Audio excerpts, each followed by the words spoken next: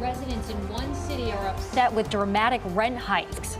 We're going to hear from them about the other changes they want for their homes. Also, a Connecticut man arrested nearly 2 weeks after his estranged wife was stabbed to death. We'll have the new developments tonight. And another milestone in the rollout of legal recreational cannabis in Connecticut. We'll look at the rules being able to grow your own marijuana in our state.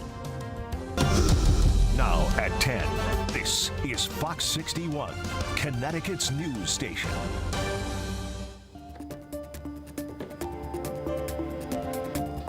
And we begin tonight with 2 tenant unions in New Haven demanding answers after they were told that their rent is going up dramatically.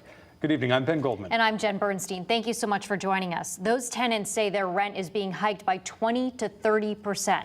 Fox 61's Jake Garcia joins us live in New Haven tonight to tell us about the other concerns the tenants unions have. Jake.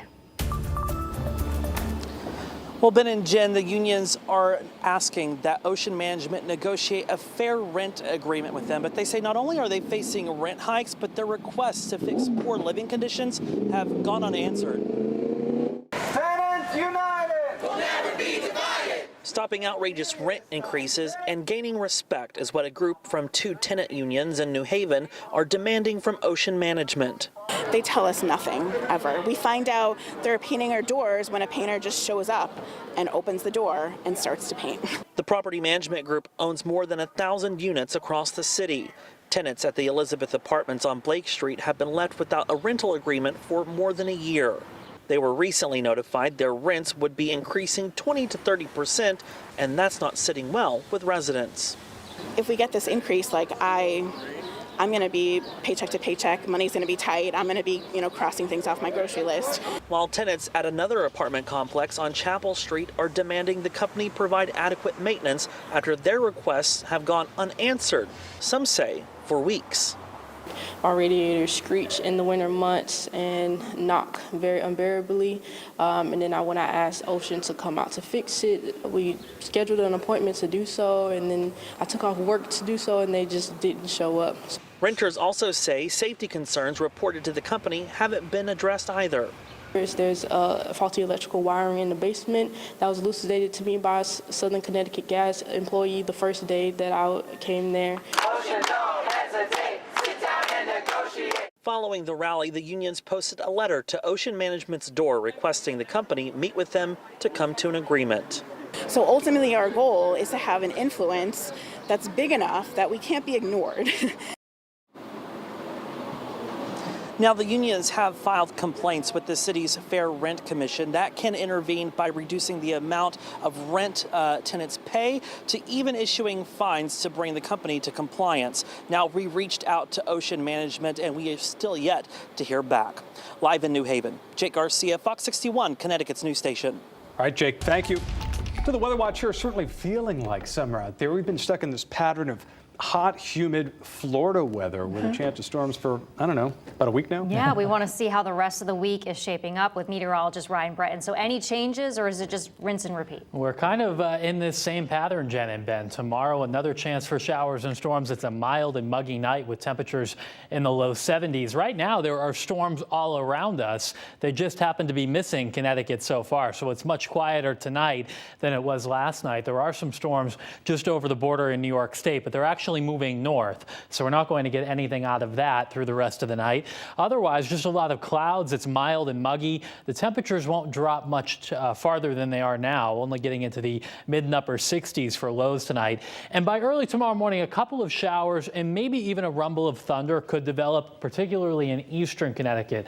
A lot of that action tomorrow morning will more likely be focused to our east, but there may be a shower or brief storm first thing in the morning. Then the middle of the day looks dry with some hazy sunshine, and then we'll fire up another round of scattered showers and thunderstorms tomorrow afternoon, particularly the farther north and west you are in the state. Not expecting any severe weather, but there will be heavy rain, thunder, and lightning in any storms that do form. So out the door in the morning, a chance for a shower or two, especially to the east, a break midday, and then some storms on the ride home through early evening. Actually, some good news for Thursday and Friday before storms come back over the weekend. We'll talk more about that coming up in about 10 minutes.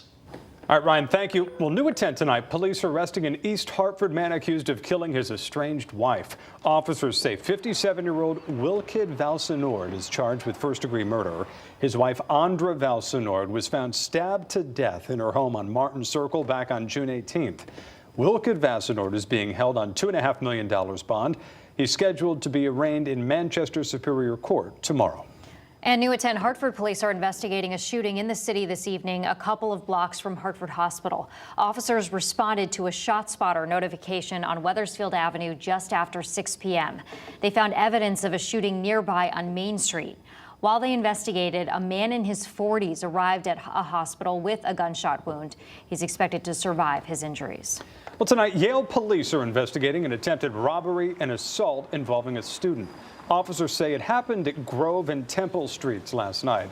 The victim told police they were confronted by 3 teens who demanded money and hit them on the head before running away. The victim was taken to the hospital to be treated. Anybody with information about what happened here should call Yale police. Tonight in your Health Watch, Governor Ned Lamont signed a bill into law which he says will reduce medical costs in Connecticut. While the new law also aims to improve health care in our state, lawmakers say it's just a first step. The law makes Connecticut the 4th state to implement a drug discount card program, which will start early this fall. The state says it's projected to save people 80% on generic drugs and 20% on brand name ones. Connecticut has the best health care in the world, but it only works if you can afford it. Too many people are faced with deciding whether they should put food on their table for their children versus filling prescription medications. The new law also expands a ban on facility fees at hospitals, cracks down on anti-competitive practices, and creates a study into the relationship between pharmacy benefit managers and the cost of prescription drugs. We have a consumer alert tonight and some good news for Eversource and United Illuminating customers as relief from those high electric bills is almost here. Supply rates are changing on Saturday. It's estimated that Eversource customers will see bills cut down about $56 a month. UI customers are expected to save about $28 a month. Supply rates drop around this same time every year as both providers say it's less expensive for them to generate power from natural gas in the summer. More than $1 million will go toward improving road safety in Waterbury. The funding will replace traffic signals at 10 intersections in the city. Officials say the new technology will be more synchronized to improve traffic flow and will provide more time for pedestrians to cross roads. The system will allow the city to have more control over traffic as the Waterbury Mixmaster is repaired and more traffic is routed through the city's downtown.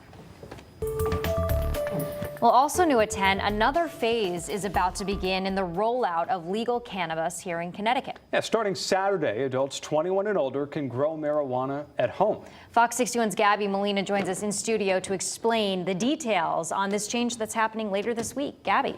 Ben and Jen, while adults will be able to grow their own marijuana at home, there are some rules around what you can and cannot do, and officials are encouraging anyone that does plan to grow to do so safely.